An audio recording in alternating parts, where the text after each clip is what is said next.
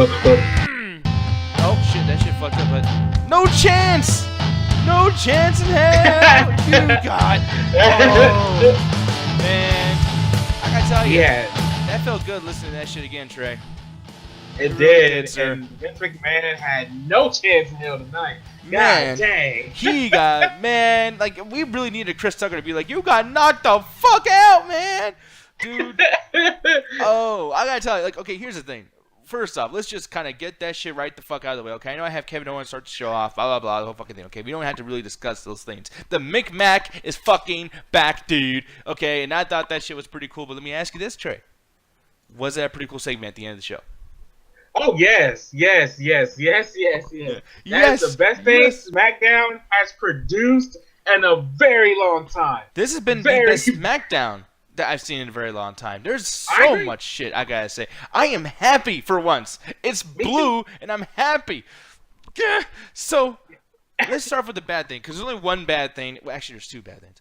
But I'm gonna start off right away. Kevin Owens starting off the show with that boring-ass fucking promo, and then the Dolph Ziggler thing, which you're wasting too much time with the Dolph Ziggler bits. I get that you're trying to get this character over and everything, and it was kind of like relevant to the storyline because he did come out with Shane McMahon, and you did tease the crowd, and you did get a reaction to show the crowd still gives a fuck about Shane McMahon. But that was unnecessary. That was a lot of Kevin Owens for no fucking reason. What'd you feel about the beginning of the show? The beginning of the show, man, I feel like it didn't really set a good pace for the rest of the night, because the rest of the night after that was pretty great, but as for that beginning, it was just kind of We get it, Kevin. You want to sell the company. I mean, I think the only thing I found funny was the whole, like, him firing Sami Zayn and all that. And the whole, like, the two men, one suit thing with Tom Phillips and Brian Saxton. But other than that, like, I just didn't care. I really didn't. It was kind of bad, man. There's certain scenes, like, I mean, I really hated Daniel Bryan's thing here. I mean, the only reason why I'm thinking that this Daniel Bryan could be something kind of cool because they've been showing very recently that they want Daniel Bryan to not wrestle, and he's been saying, like, no, I want to wrestle, like, fuck WWE. And it's just a weird thing to be, like, on the forefront all the time, and yet this dude is not punished for being, you know, breaking that fourth wall and things like that. And when I'm assuming, you tell me if I'm wrong or I'm crazy for thinking this, Trey. But I'm thinking right now what they're going to do, especially with taking out Talkin' Smack, because you can't have Daniel Bryan as a heel being on the Talkin' Smack show. I feel like Daniel Bryan's either going to turn heel and come back to wrestling, or he's just going to turn heel and be like the big authority figure that kind of fights with Shane McMahon. Hopefully one day them two fighting at WrestleMania or something to end off one of their GM roles. You know what I mean? What do you feel about that? Do you think that that's kind of like crazy talk for me, or do you think that there's some kind of like legitimacy to that thought process? Be the Booker wise, that makes sense. It really does. However, I don't think WWE would really ever let Daniel Bryan wrestle again. That's why he is going on these shows saying that he's going to go in the Indies again or whatever. And whether that's going to be 100% true or not, you never really know with Daniel Bryan. He's known for saying one thing and then he does the opposite. But like he went on the Edge and Christian show talking about what exactly really happened, that his career injury that WWE hyped up to be really wasn't that. And it's like WWE's not wanting to go back on their mistake and they're trying to keep him away from wrestling again. So as much as I want your idea to happen, WWE, I don't think it's going to really renege on their mistake. Yeah, and I'm looking at the YouTube chat over here really quick. But by the way, thank you for showing up yet again, YouTube chat. Looney Tune Max, my boy, Little Ragnarok, he's in there. He's saying no chance. Owens had no fucking mercy. Great pun, first of all. And like Raheem said, evil motherfucker. Here's the thing, man. I really do feel like seeing what Stone Cold and Vince McMahon did and seeing how evil Vince McMahon is, I can't feel sorry for Vince McMahon. I know he's old. I know he's like walking around like, oh God, he's beating the fuck out of me. I can't do it.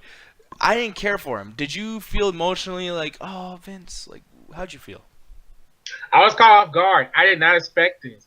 Like I said, I think I said this either yesterday or last week. I expected it to be a thing where Vince McMahon teamed up with Kevin Owens. It was going to be like a heel thing, and Shane McMahon was going to go against the two. No, it was actually like Vince McMahon taking a headbutt, bleeding, and getting his butt kicked. Yeah. Like, we always joke whenever somebody says a curse word, Attitude Era confirmed. When you talk about your Attitude Era's confirming, and the fact that, Kevin Owens has always been a Stone Cold fanboy.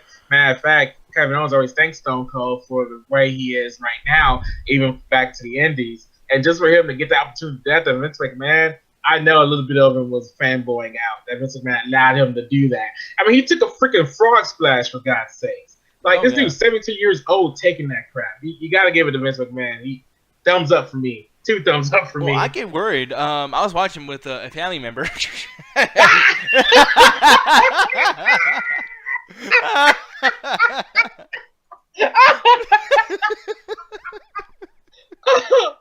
No, but oh, inside joke there. No, I was watching with a family member and fucking, I was just saying to that person, I was like, yo, like this fucking thing with Kevin Owens, and Vince, I'm scared. I don't like when old wrestlers, old people like do shit like that because the way Vince was walking up the ramp, like we've seen Vince like break both his quadriceps just trying to get into the ring during the Royal Rumble in 2005, and that was what 12 years ago. I'm Right. scared that this motherfucker got legitimately hurt and that we're gonna get this really awful fucking news story tonight after we're done with the show. You know what I mean? Yeah, like I don't know if it was kayfabe or not. That's the thing, man. He was like complaining about his ribs really hurting and stuff like that. It was just that whole thing was just crazy, man. Like especially like these are things that he doesn't let his stars nowadays do. He doesn't let his stars do like headbutts like that. Or They don't bleeding. let them bleed. They don't, he literally like is taking things he doesn't let his superstars do today. Stuff that I normally see in New Japan Pro Wrestling. Freaking Kazuya Shibata, one of my favorite wrestlers from watching New Japan Pro Wrestling, literally suffered like a career-ending injury from taking a headbutt, similar to what Kevin Owens did to Vince McMahon. And it's just crazy to see that Vince McMahon literally took that bump. It's just like, wow, man. It's crazy. It really is. Yeah, and I'm looking in the chat. There's a guy named Midnight Chad Tax said, he got up and he was like, else you got, bitch. I meant to type in what else. But anyways, else you bitch. No, but Raheem was talking about like, yeah, Vince got back up like a real fucking man. I thought that was pretty cool. And you'd bring up New Japan Pro Wrestling. New Japan Pro Wrestling, I feel like they get a lot out of like American cowboy shit, or maybe they have their own kind of cowboy shit. But don't you feel like with New Japan Pro Wrestling, like for instance, Nakamura versus AJ Styles, they had that like good, bad, ugly kind of feel where like they meet up in the middle of the ring and they look at each other like me and you, like the last two fucking outlaws. Like I'm gonna fuck your shit up. Like you know what I mean? NJPW has a lot of that, or do you think I'm wrong with that? Like, do you agree with that at all? Or? I actually do agree with it because like I've said on the show before, New Japan Pro Wrestling doesn't really have storylines, and even if they do, it's kind of built up in the ring and then it's like called back. Like with Shinsuke Nakamura and AJ Styles when they had their match in New Japan Pro Wrestling, it was the fact that you had the leader of the Bullet Club, and I think Shinsuke Nakamura was the leader of Chaos at the time. Chaos was his stable. Yeah, they never met in the ring at all. Like it was the first time one-on-one, those two going out of the ring. They were both got to go to WWE. And they're gonna see who was the best between them two, and it was just an amazing experience. But like you think about it in our sense, it was kind of a cowboy-like atmosphere between the two, and even the way they were setting up like the whole like AJ Styles shooting the bullet thing, and then Nakamura acting like he ate it and all that stuff. It was just, I was like, man, when you put it that way, yeah, I kind of see what you're talking about.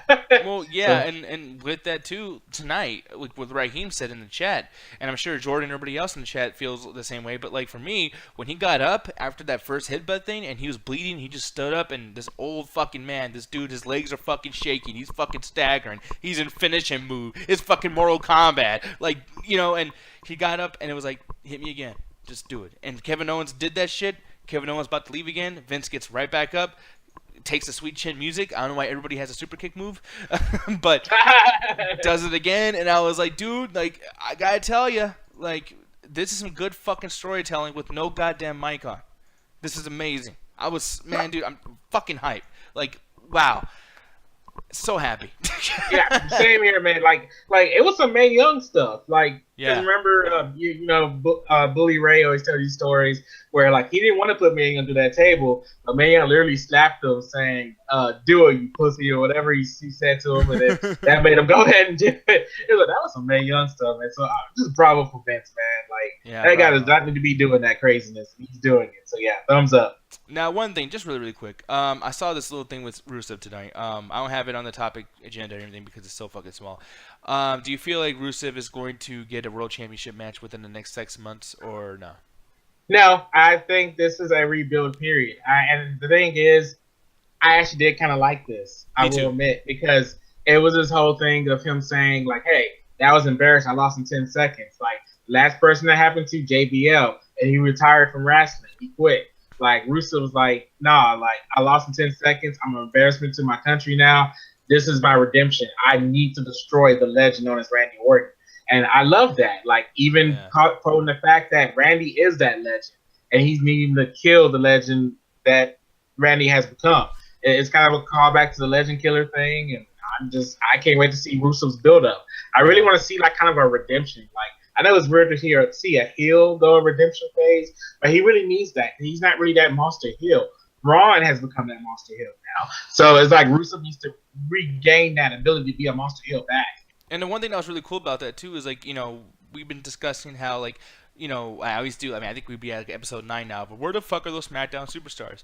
But like, and granted, like I'll get into something that I really didn't like in Lil, but like with Rusev, you said enough, but you said little enough to you built Randy Orton. Randy Orton felt like he was there without being there tonight. And I was like, Right. perfect. You did not need him. You used Rusev the way you should have. You didn't get some catchphrase over or whatever the fuck. You told enough story. It was like, man, bra fucking vote. Like, dude, I'm telling you, like, it's so small. There's not a whole lot to talk about in that sense. But I am just so fucking happy with how they did Rusev tonight. And I'm kind of high. I mean, granted, they might fuck this up soon. But if they keep going in that particular direction about treating this like a fucking sport and giving me a legitimate reason why Rusev would want to continue to fight Randy Orton, I'm so for it. Sure, I'll watch the match again. Hopefully it's longer. You know what I mean? Yeah. Yeah, man. I mean, it was cool as shit. Now, to move on to the next, like, scheduled topic here, man. New Day versus the Usos was one of my favorite fucking tag matches I have seen in a very long time. I love that match so much. What did you feel about it, sir? They can't. I don't feel like they can have a bad match. I mean, I feel like the most mediocre match was the last one they actually had, like after the whole rap battle thing or whatever. I thought that match was kind of weak, but then they brought it back tonight. Thumbs up, man. They really did. They brought it back tonight. I was hyped up. I feel like I was hyped up this whole night, really. To be honest. So. Sorry, I had to spit. Goddamn. I'm sick, by the way. No, but no, I completely agree. Yeah, like you said, that last match where they had with the fucking freestyle thing was pretty trash, honestly. It was not a very good match. And my opinion in that sense of, like, I just felt they didn't take that match seriously because it was after the whole, like, rap battle and the whole goofy shit. This match felt big. This match felt like it should have been, like, one of the main events to No Mercy, which kind of, or not No Mercy, but Hell in a Cell. Which kind of pissed me off in a sense because I don't understand why this wasn't, the thing for Hell in a Cell. It's just like, what are they gonna do? Maybe a tag team Hell in a Cell match, but I can't imagine like, unless Xavier Woods is allowed to come in there and use the trombone on somebody. Like I just don't see that fucking working out, in my opinion. I don't know. Right. But yeah, tonight's match was amazing. How do you feel about New Day being the new tag team champions, man? Because the way they did it, the way they fucking earned it, the way Uso looked at the other Uso like, oh shit, you went through a fucking table. Like great storytelling with his face and everything. I just feel like, they earned it. It was a great fucking tag team title win. You know what I mean? What do you feel about them being champs? I feel like they're doing what they did with the women's title, like with Sasha and Sasha and Charlotte. They're doing that musical belt thing, where it's like, hey, I won one time, now you guys win one time. Brandon, yeah, like I said, the match was amazing, but like I feel like after this, I'd rather see one more New Day versus Usos match. Then after that, they'd be done with it. Like I want to see a winner takes all match between the two now, because I don't want to keep seeing this feud. It's like it's become a Sasha Charlotte level now, where it's like, but the difference is I'm actually getting good matches, but all good things need to come to an end. I feel like New Day versus Usos needs to come to an end here pretty soon. I feel the same way, and I'm gonna go back to the YouTube chat. I fucked up yet again. Don't hinder the ginger. That's not a word. But right here he said, he's like, Rusev needs to be champion now. I don't know about that. He said this tag street fight match was fucking amazing. If you had to pick somebody to replace the Usos in this feud, or actually, would you even replace the Usos? Like, who do you think should be the tag team that moves on to another tag team? Because I feel the New Day should kind of split up at this point. I think they all are big enough now where they can handle not being together. But what do you feel? Who I split up like as a tag team or? Yeah, or not necessarily split up, but who do you think should move on? Because, I mean, obviously, they're going to have another tag team title match soon, right? So, when that time comes and they have that tag team title match, after the match, who do you think should go on with the belts and move on to another tag team in the feud, and who should kind of take a step back? I feel like the New Day needs to take a step back. Like the thing is, I don't want the New Day to be that breakup tag team. I guess at this point, because we had it with the Shield, right? It's just like for some reason it's a popular thing to break up tag teams compared to like back in the 80s and 70s, where like tag teams didn't really break up. Like they just did their own single thing. And I feel like nowadays level of WWE, like they feel like they have to break up the tag. Like I don't think New Day needs to break up. I just think they need to do their own single competitors or whatever. I mean, granted, it didn't work out for Kofi and Big E originally, and Xavier because he was a single competitor. I kind of forgot about that. But I think they've gotten enough level as being the New Day that I think they'll be able to take on single competition again. Like my only thing that I would want to do is I would love to see somebody like, I mean, I hate to always go into the be the Booker type of, you know, talk and discussion and everything, but like for me, I think Xavier Woods should be a manager. I think that, you know, he's a manager that can be physical. Like I'm sure Jim Cornette wished he was the type of manager Xavier Woods was. You know what I mean? I never seen a manager who can actually perform well, so that's just something that's new that could be a big thing.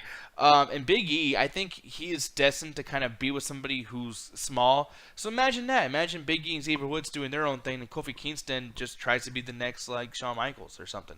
Kofi needs to hurry up and move on and do something singles-wise because he's getting older.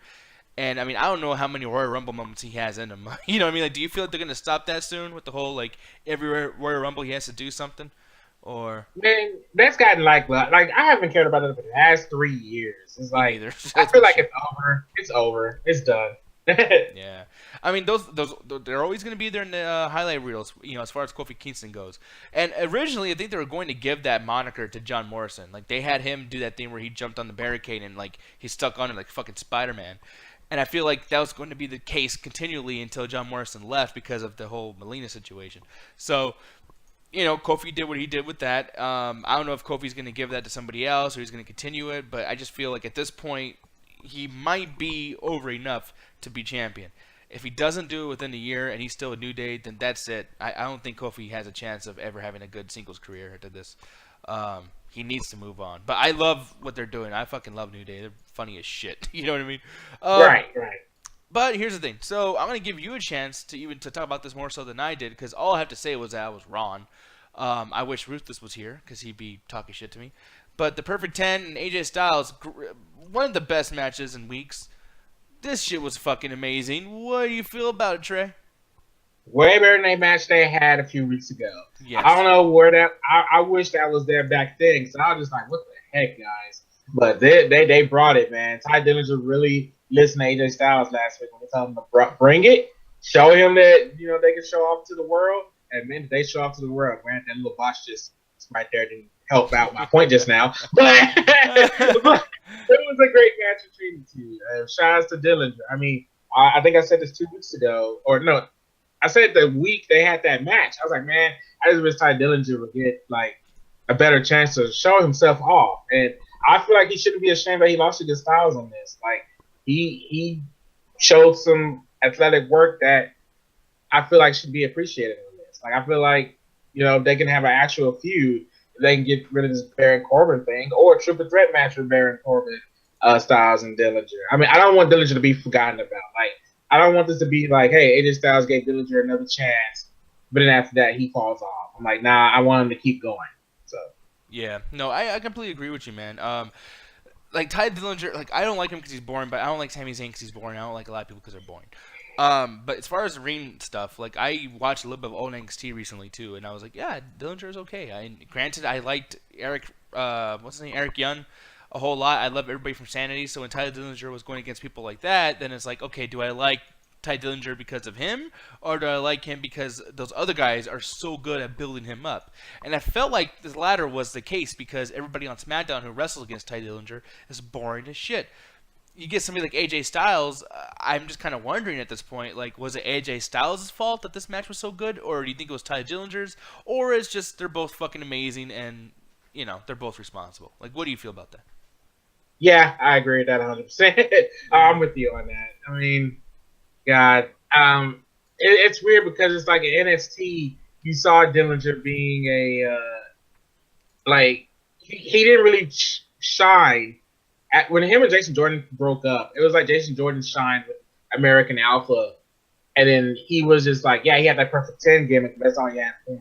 It wasn't until he started feuding with Eric Young and having all those matches with him and everything that he started to shine out again. And then on the end of his popularity, where he had his last match in NXT, he came to the main roster, and he just kind of flundered. And that's just a shame because it's like I feel like he should have stayed in NXT a little longer. I think he shouldn't be in the main roster right now. I mean, I know he's been developmental in a very long time, but it's one of those things where it's like I'm watching the main roster miss up another NXT star that could have been a thing.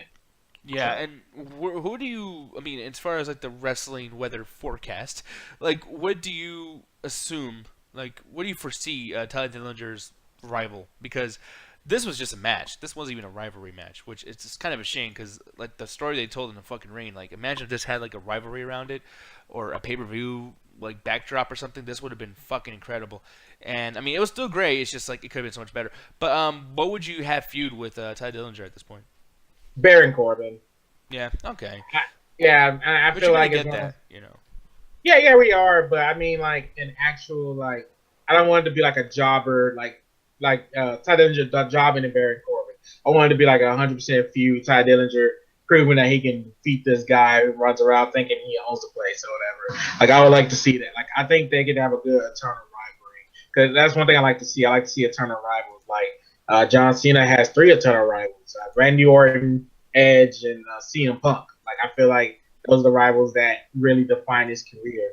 I think Ty Dillinger can have a Baron Corbin rivalry, and Baron Corbin can be the rivalry that defines his career. So Now, one last thing, and it wasn't on the agenda over here, and we're gonna get into our ratings, but I think I'm in love with Jinder Mahal. oh man, I thought of you that. I was like, man, if Nick says one thing bad about Jinder tonight, I'm gonna be surprised because he said almost everything, word for word, which you've been saying about Nakamura for months. And I'm like, man, does this guy? I don't like to be like Holy, but does this guy watch us? Because this guy went in on Nakamura. I was like, dang it, Nick must be having a field day right now. Oh, I was happy until something. Now let me show you that fucking silly shit. Come on, He's y'all. mocking him. He's mocking. Come on, Anthony, our former broadcast member, he was mocking him all the time. Just I mean, they were making fun of him. The whole segment was made to make fun of Nakamura, and I think they succeeded. No, see, that part was funny, but there's other parts. Like, I just picked that because they're actually doing something. But, like, there's things where he's making, like, jokes, like, let me show you right here, man. Because they're making fun of his face, Rich. It's funny. He makes a funny-ass face. But he's telling a joke, and they're like, come on. What is this, Channel fucking 8? Is this goddamn, like, what the fuck, man? This is I swear to God, this is like PBS shit. This is fucking ridiculous. Like, this is I swear to God, dude, honestly, that was so cringy. I literally had to, like, close my fucking ears. Like, it was really, really bad. And it was so good because I looked at the Titantron. I'm like, shit's fucking funny. They're going in on this motherfucker. And the shit that Ginger was saying was actually funny. I was laughing legitimately until those motherfuckers started laughing. Like, dude, he's not, like, I know he's a heel and everything, but, like, the crowd's getting with it. Like, don't ham it up so much. It's fucking working all right. Like, those Scene Brothers ruined this whole fucking thing, man. I can't tell you how much that fucking pissed me off. It ruined the shit. I mean, I still loved it. I still loved the promo. And if you notice, Trey, that crowd, they started chanting Maharaja. Like, that fucking crowd starting to realize, man, fuck Nakamura. And this hardworking, badass dude, Jinder Mahal, we're on this dude's side. That crowd changed just a little bit. But I'm going to stop now. The floor is yours, sir. What did you feel about that storyline? Or that angle? And what do you feel about me and my complaints? Your complaints are valid. I will admit that because when you go on your rants, you don't be like, Yeah. Nah, you're pretty angry. So I will give you that. You have legitimate complaints with that part. As for the actual segment, like I said, I just sat back thinking of you the whole time. I'm just like, okay, you got it, Nick. This segment was made for you. It was laid in the bed for you. There was a few bad spots in it, but at the same time, he trashed on Nakamura, and I feel like you need to see that on TV because it was one of those things where like it's showing you that you're not crazy. Everybody else, somebody else sees it and it's being pointed out to the whole world right now. So Exactly. No, so that's the thing. Like, it was a great promo. It was funny as fuck, and Jinder Mahal did a good job. And his theme song and his entrance really fucking good. But then it brings me to my second issue, my segue of entrances. Where the fuck was the entrance for Natalya and Naomi? Do you remember that shit? man, I don't. Yeah, because apparently I a do women's not. championship match in the world of the men, a women's championship match, women champions don't deserve to have their own fucking entrance. Not even the Money in the Bank holder had her own fucking entrance. Now, that'd be okay if there was so much shit on the show, but when you have little situations like this, where they're fucking talking, and then this county bit over here is happening, and this shit, him just, oh wait, let me put over here, like him just walking around, just fucking talking shit, like, you know, he's, this before commercial break, him just like, you know, lollygag, whatever, I can't say shit, I can't say words, but, you know, in total, like, just, I mean, I'm looking up on YouTube, like, y'all, like, this was edited, and that's, like, 2 minutes and 30 seconds right there. You could have made both girls and Carmella, like, do a quick entrance within 2 minutes and 30 seconds. And this is edited, by the way, so that shit was longer. Like, why the fuck? This is why women do that shit, the women's revolution thing. This is why, you know, this is why people have to cry about that shit, you know. And then you get the match too later on with Zack Ryder and Mojo Rawley, which they're kind of teasing the Zack Ryder heel turn thing, but we haven't seen them in fucking, I think, a month and a half. I know. This is like, really? Yeah, it's too late. I don't care now. Like, be a tag team a couple weeks and then get me to care again. Chad Gable and Sam Benjamin, I did care until they not were on the show last week. So that whole bit could have been gone, and it could have added minutes to the women's match, not to mention the entrances. I will say this. I hate Naomi's entrances, and Natalia's is boring, but I do see where you're coming from. So let me put that out there. I'm with you on that, even though I think their entrances suck. So, but it's just like one of those things. Like, let's just say you want to show somebody just today, just somehow, some reason, it just landed on today. You didn't really get a whole lot of interviews. I think there was like one little interview with Natalya. I was like, yeah, I'm gonna beat her ass. Like, that was basically about it. And before the commercial break, before the match, Naomi was like, I can't wait. Woo, yeah, I'm gonna wrestle. The whole thing. But like, if you were just a regular viewer watching TV, watching this wrestling show for the first time, would you know to give a fuck about those two girls? It's like watching two jobbers go at it. It was literally commercial break match. Like, I'm like, seriously, fuck SmackDown, because the show was almost perfect, and you fucked it up.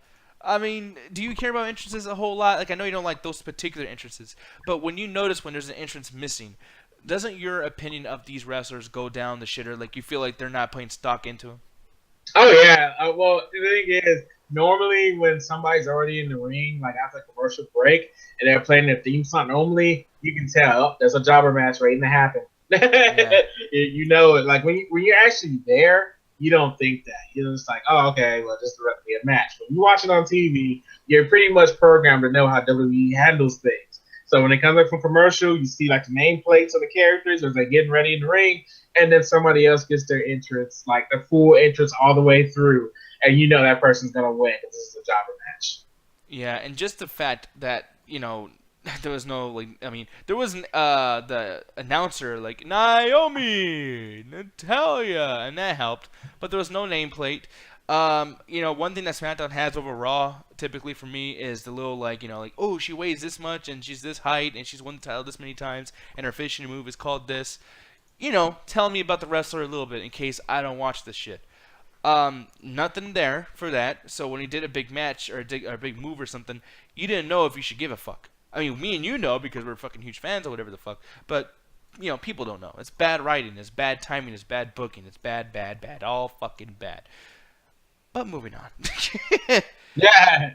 On top of that being an issue, and top of, like, them not getting their bit or whatever the entrance, we get two statements of the Dolph Ziggler shit.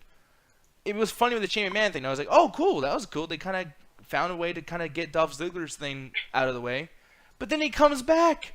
and does a full long-ass Ultimate Warrior thing, which, by the way, why do you like making fun of dead people?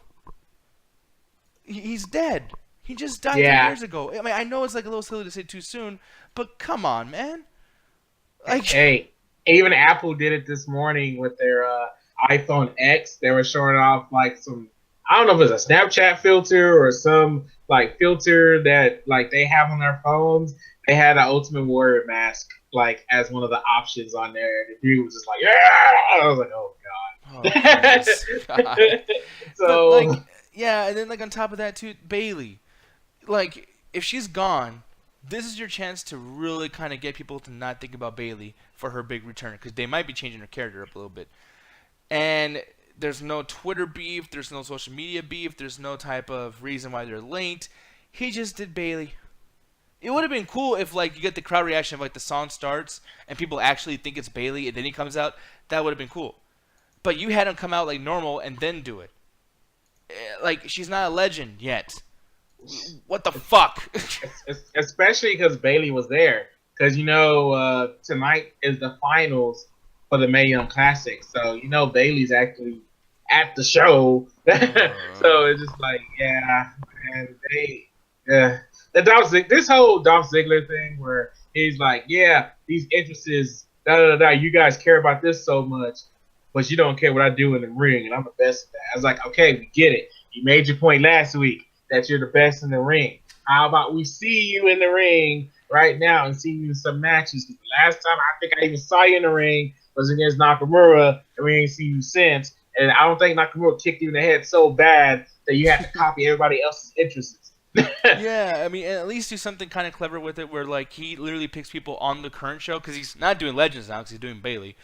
So it's like, wouldn't it be cool if you hear, like, I hear voices, and it's Dolph Ziggler, but then that leads to a match next week because Randy Orton's like, why you got to copy me, bro? You know what I mean? Like, that would be great. Or what if you hear, like, the Maharaja thing, and then it's Dolph Ziggler, like, making fun of him, but then somehow he's kind of like, you know what, though? I'm going to help Jinder, and he kind of gets the storyline over for them so Jinder Mahal doesn't have to talk tonight. Like, just little shit. It would have been great if Ziggler came out as Nakamura tonight, when Jinder was talking shit about Nakamura. Yeah. The fans would be like, "Oh God, here comes Nakamura," and then like the lights are off, you can barely see anyways, and then it's Dolph Ziggler. That would have been hilarious. It would have added to the heel heat of Jinder. It would have added to the heel heat of Dolph Ziggler, and then there's a reason why Nakamura should fight Dolph Ziggler next week to keep us from getting that other match for free. People, simple shit. What the fuck? Ugh. So, anyways, as the legend Hobik however you say his last name. WWE Creative. Yep, WWE Creative. Lack of creativity, people. What the fuck? Anyways, it's easier said than done, I know. But doesn't keep me from rating this shit. And I gotta rate this fucking show a definite 3.5 out of 5. And it's, I know how you and Anthony say I'm reaching. I am kind of reaching today. And in a negative way, I'm reaching down. Because the fact that you had the perfect show. This was easily a 5 out of 5 fucking show because everything was so goddamn good. But you had to do stupid shit where you almost put effort into making the wrong decision. Like, I could give this my enjoyment was a 5 out of 5. I had fun this whole time. There was not a single part where I was like, oh, I'm going to go in the other room. I didn't take no bathroom breaks during this trek. I had a blast. And still fuck this show. 3.5 out of 5 out of 5, man. Fuck you, SmackDown. Please. Get your shit together. Trey, take it away. I need to get me a family member. Anyway, man, I give it a 4 out of 5. This is the most positive I've been about SmackDown in a while.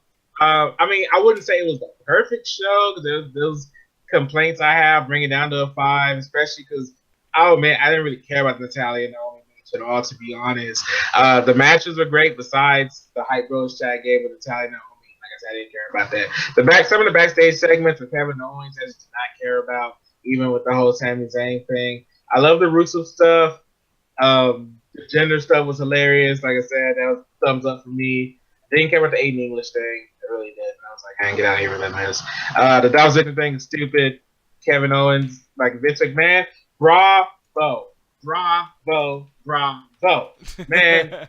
That's the most shocking thing I've seen from WWE in a very long time. Like, I don't think I've been that shocked since CM Punk did the power driver on John Cena on Raw, like back in 2011, I want to say. That caught me off guard. I was just like, man, that move was bad. What are you doing? So, yeah, that was cool. So, yeah, AJ Styles was Ty Dillinger and Usos New Day. Amazing. Thumbs up for me. Those are amazing. Yeah. We said yesterday we don't think the show's going to be that great. They proved us wrong. SmackDown normally does not prove us wrong. And I don't think we're going to get a repeat of next week of it being a good show because I haven't been Team Blue for a while. I haven't worn my blue shirts in a while. Matter of fact, I don't even know where they are since I moved away. So yeah, but yeah, 4 out of 5. 4 out of 5. You know what, dude? I can't even argue with you. I know I gave it a lower rating, but I mean, seriously, I really enjoyed this fucking show, man. And I hope they do good next week. I'm not a big fucking fan of Raw right now. I'm not even a fan of NXT right now. They're fucking up big time over there in the yellow brand. So, like I said, people, still watch GFW. Definitely still watch that. Pro Wrestling and Ring of Honor. Oh, yes. And Ring of Honor, yeah, I've been hearing some good things about Ring of Honor. I haven't watched any, but yeah, definitely got to check that out at some point. But you know what else you guys got to be checking out? You got to be checking out that Trey Interruption. Anime Night! Man, Anime Night, man. Yep. Anime Night after the midweek chat attack. Oh, and the genre is a bridge series. It's a bridge. Yeah. Like we're making fun of the show that you enjoyed for years, and you're gonna watch these guys make fun of that show that you made fun for years, basically calling you a nerd. But hey, it's all good entertainment, as we're gonna entertain you beforehand on the midweek chat attack. And don't forget this Saturday, the midnight chat attack, 7:30 CST. And also, that was fucking weird. I would never do that shit again. But no, and people also too with the midweek chat attack tomorrow night, we are gonna be doing some extra flex and chill things like that and whatnot. So if you guys have been watching movies and everything, make sure to come onto the show and let us know what you've been watching. It'll be cool as fuck. And while we're talking about the midnight chat attack or midweek chat attack, just also know that this Friday we are doing another video game thing. I'll be putting a poll out there at some point. But I mean, if you're gonna be, being with us on these shows, there's something you gotta do. Trey, what is that particular thing that they gotta do, sir? 3, 2, 1. Attack the chat. Motherfucking chat. And you also said screw WrestleMania and SummerSlam. SummerSlam was pretty bad. Roblox Especially WrestleMania. No, fuck that. I don't even curse in this house no more. I said fuck that. He likes Roblox, he can't curse. Fuck this motherfucker. Road. Raheem, it's okay. It's okay that you missed. We love you, Raheem. I'm out of here.